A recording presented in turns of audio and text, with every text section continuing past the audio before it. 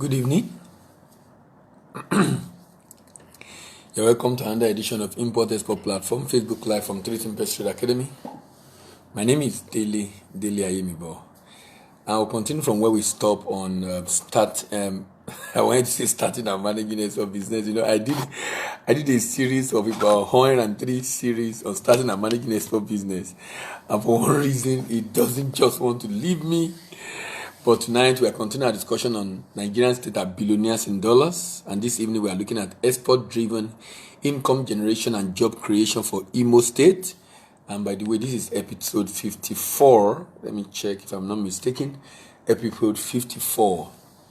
I'm looking at Imo State, and in Imo, the product that will be of interest to me tonight is actually palm oil in Imo State. Palm oil in Imo State. That's the product of interest to me tonight. That's palm oil in Imo State.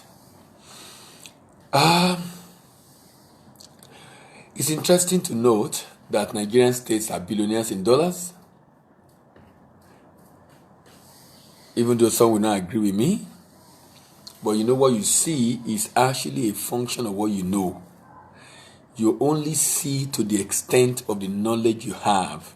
You don't see with your eyes, you see with your mind. Why Asians, foreigners will come into Nigeria and build a business that thrives so much is because of what they know, it's because of what they see when they come into this country. Same country that some people have been and complained bitterly about what the government is not doing right.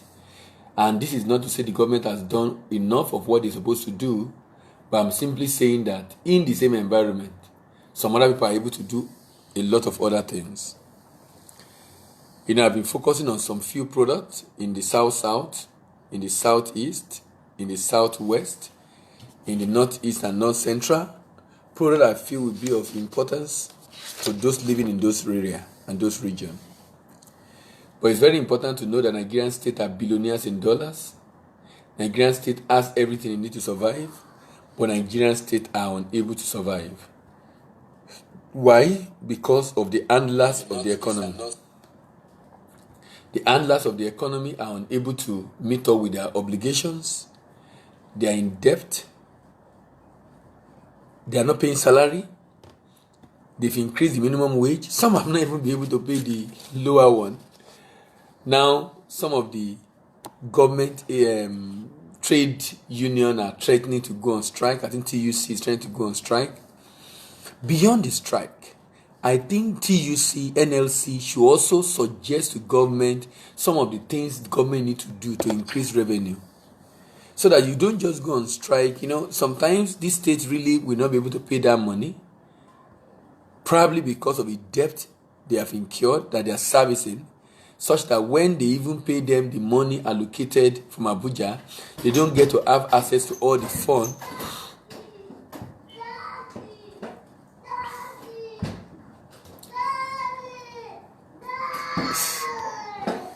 My son is making so much noise. They don't get to spend the money allocated because most of the money have been taken over or deducted. There was a time that I heard that when they deducted all the money that I think it was Osun State, the loan they have, what was left is not even enough to pay. Is it NEPA bill or something of the secretariat? So I think the what's the name? The NLC, TUC, and all the other trade groups should please. Why don't you suggest to these people what they should do? So that when you tell them you need to pay this money and they say we don't have money, you tell them, what have you done? There are things you can do. This is what we think you should do. And so that you now know that, okay, these people are really not ready to help if they are not doing the recommendation. I think the trade union people should also recommend. If the people are saying, the governor are saying they don't have money, and you believe they have, you actually have access to what they get. And like I said, indeed, some states do not have that money. Some states do not have that money. Why? Because of the debt they service every month as a result of the debt incurred by their predecessor. Now, let's look at the case of Imo State. Imo State. Imo State capital is Owerri, and Imo is in the south state of Nigeria. Tomorrow I'll be going to my state, Jigawa. This is my second and third state, Jigawa State.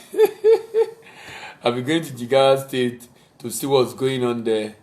All right, so I'm trying to check now what is the income of Imo State. Last year, Imo State generated 69 billion naira. 69 billion naira. 20% of that money came from internally generated revenue. Not so bad, but better than some that are 10% or 15%. But Imo State is also another state of potential in the southeast. And let me try to go through some of the things the state have to offer. On the mineral side, crude, shale, natural gas, kaolin, laterite, sand, limestone, salt, marble, gypsum, clay. On the agric side, cassava, palm produce, citrus, groundnut, yam, rubber, vegetable, and fruits.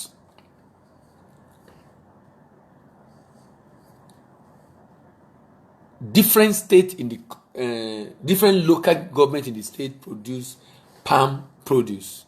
So in our analysis, what we are focused on is palm produce for this state. Palm produce.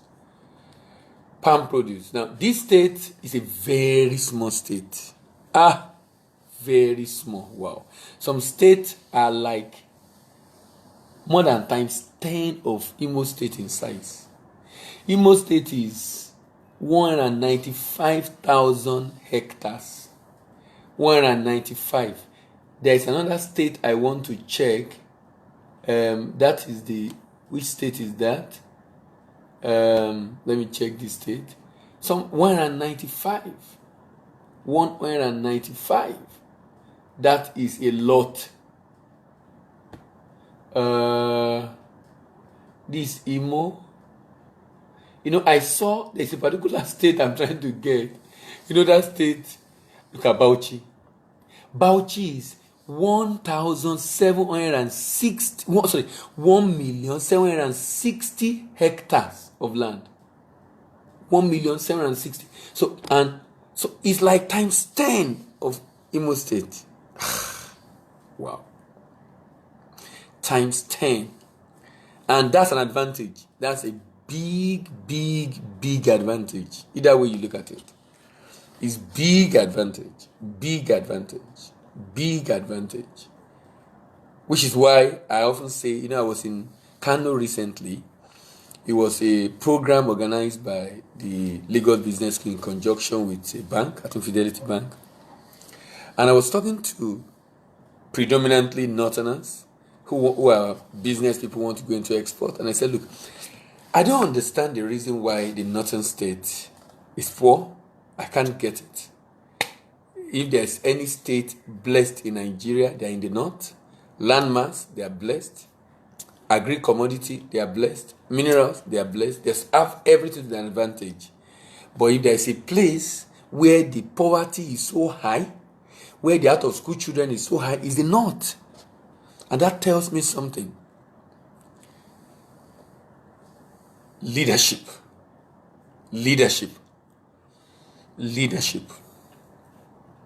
When the leadership does not know exactly what he's doing and why he came into power, when the leadership is just self-serving and interested in only what he will give to his godfather, when the leadership does not have the interest of the people at heart, that is what you find.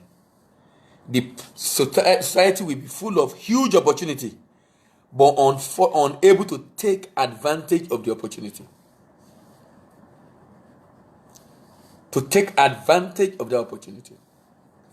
All I know is Nigerian state are billionaires in dollars. Nigerian state has everything they need to survive, but a lot of Nigerian state are living in abject penury. So from this 195,000 hectares, We assume the state is using half to cultivate palm produce. If you are familiar with this now, you can guess where I'm going. 18 metric tons per hectare. In terms of yield, that will yield about 1.7 million tons. If you process that into oil, 90% yield, that will generate 334 metric tons of oil. Cost of farming 6,000 per metric ton. That comes to about 2 billion cost of farming. Cost of processing 20,000 per metric ton. That comes to about 6.7 billion. At a price of $400, we can sell this palm produce of 334,000 tons at the rate of $134 million. $134 million converted to Naira 360 is 190 billion. Sorry, it's 48 billion. If you subtract that from the cost of export, 10 billion. If you subtract that from the cost of the project, at the end of the day, what we have left is about 36 billion minus and plus IGR in the state. What's the IGR in the state? The last IGR I saw of the state is Imo State. Imo State, 14 billion. 14 plus 36, that's about 50 billion. This state can generate $50 billion. Sorry, 50 billion naira.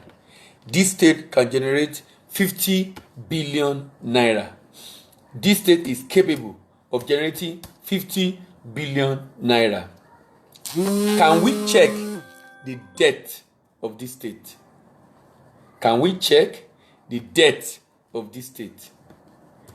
The debt profile, you know, when you see the debt profile, sorry.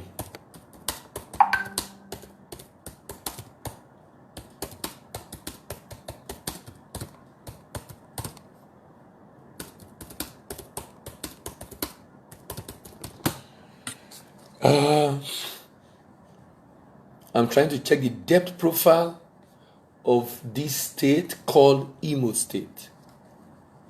This state is owing over 100 billion naira.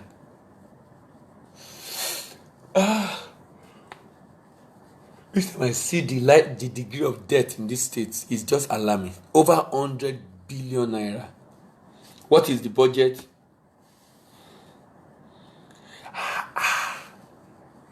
You know, when you see some budget, do you know the budget here? 276. Can we check the income again? Last year income. 70 billion, 69 billion, about 70 billion. If the budget is 276, that's about 7 times for 400%.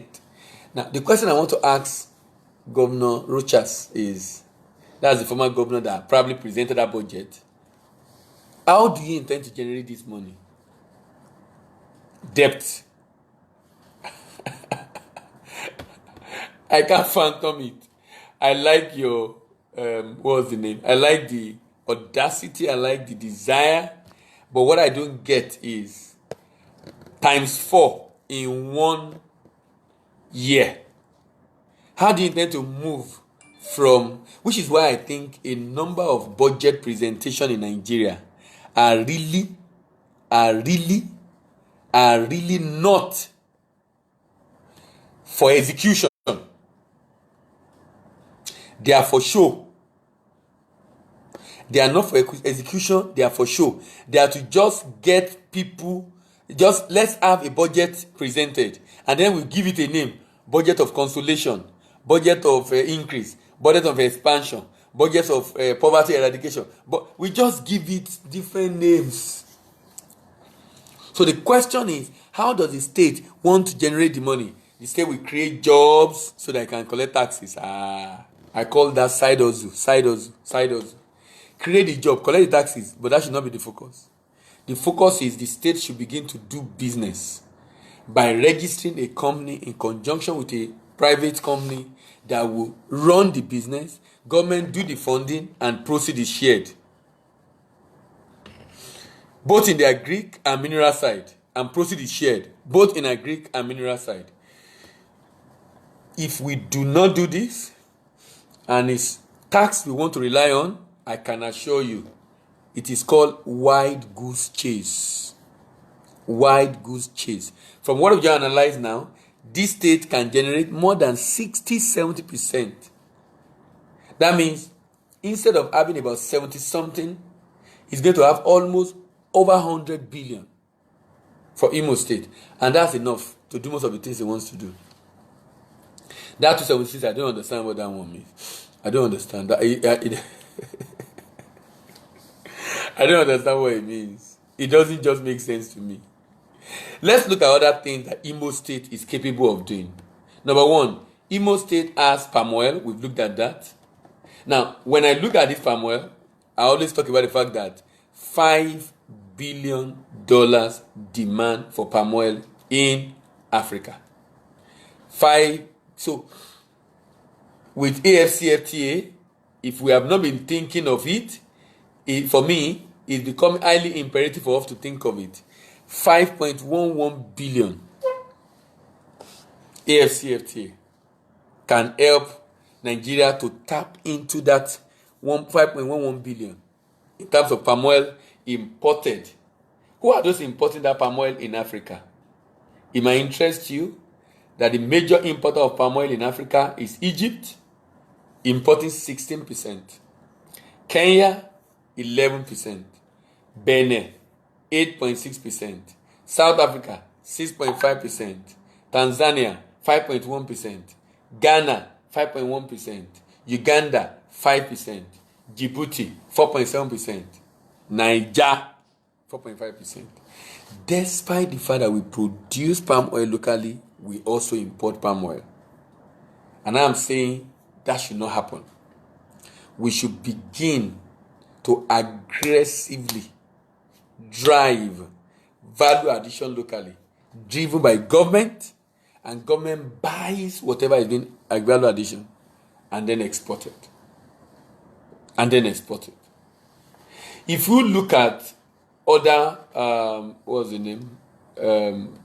product, fruits is another thing you find in Imo State, and we already have for tropical fruit. And for tropical fruit, what do we expect? We expect about 12.2, sorry, let me just recheck that, 12.8 billion. If you want to ship fruits, consider Morocco in Africa, 56%. South Africa, 8.2%. Mauritania, 4.7%. Egypt, 4.6%. Kenya, 2.9%. So you now know if you want to export this product to Africa, here are the countries to consider.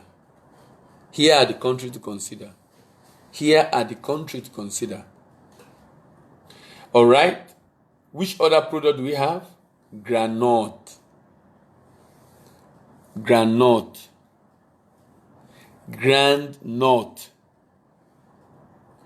The state can also produce groundnut, and remember, groundnut is $2.89 billion. The demand in Africa is $121 million. Major importer is Algeria, then South Africa, then Tanzania, then Tunisia. Now, what I'm mentioning this for us to begin to prepare the ground for the next series of programs we're going to do online, where we'll be focusing on these buyers. How do we sell in Algeria? How do we sell in so country? What are the peculiar characteristics that we need to put into consideration as you think and plan the export market entry strategy to these countries? Another one that is of interest to me tonight before I close is cassava. And as usual, 1.58 billion in cassava export. What I'm saying basically is this. Imo State already have potential, everything it needs to survive, just like other states that we have analyzed and discussed in the past in Nigeria. What have we found? We found out that these states remain poor, impoverished, unable to do much because of the people handling the economy. And some people have come and said, oh, government does not have any business being in business. And I agree. Government does not have any business being in business. Government can partner with a subsidiary. Government can partner with different people to be able to achieve its objective for the greater good of society. So government can produce, but government must learn to begin to export so that the money can come back. Export-driven income generation, job creation in Imo State. I'll continue tomorrow morning as I take on my state, Jigawa State. Jigawa State was the state I serve, very amiable kind of people, lovely set of people, interesting local government in Southern City, Benin Kudu. Southern City, Benin Kudu. You know, when I went to to Kano, and I was telling them how I love my stay in Benin Kudu. A Benin Kudu, what was the name? A Benin Kudu indigene was in the class, and he came to meet me. And he was then telling me about the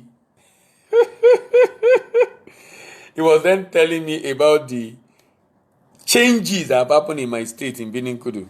Different changes that have happened in my state in Benin Kudu. Nigerian state are billionaires in dollars. Nigerian state have everything to survive. And each time, before now, talking about Jigawa, I've seen a lot. Who is this? Anad Blaze. You know, some people, I don't, it's just unfortunate the way some people behave. You came to my platform and you don't have anything to say. And the next thing you will say, can you imagine? You know, I can't blame, sometimes because of some of the things our brothers have done in the past and the way some people have probably been defrauded. That's why some people will come and just say all sort of rubbish. I can't blame them. I blame some of our people that have misbehaved in the past. See him dropping something, and what is he saying? Scammer. One saw me the other time. You know what he said?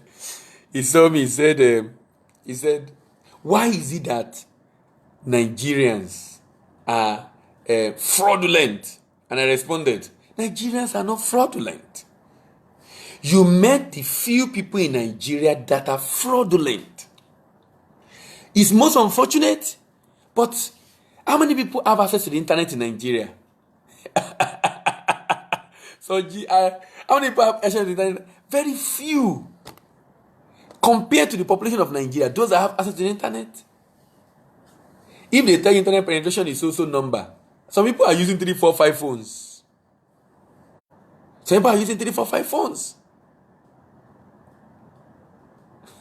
I said, look, there are credible people in Nigeria. The fact that you've met some unscrupulous element that have done something you don't like, it's not enough for you to just assume that is the way everyone is. It's unfortunate, but I mean, what do you do? It's my country, and I know that not everybody in Nigeria. In fact, when you look at the percentage of people doing this in Nigeria, very minimal compared to the real population of Nigeria. So, young man, Anad Blaze, is unfortunate. If you come to this platform and the only thing you can say is this, just unfortunate. It's very, very unfortunate. Very, very unfortunate. But if you have had, what's the name? If you have had someone do something to you that is unwholesome, does not mean everybody is like that. And you need to understand the fact that every country in the world have people with this kind of lifestyle. That's not peculiar to Nigeria. So don't come here and be saying, Let me just move on. But I need to just respond sincerely. Sometimes when I see it, it's painful because of some of them have a negative experience that make them to be saying some of those things. But I always also want them to know that, look, there are credible, great people in Nigeria. I was just reading online now. A Nigerian was appointed chief surgeon of one of the hospitals in the US. So when you hear some of those news, fine, we might have some negative. Just like any other country.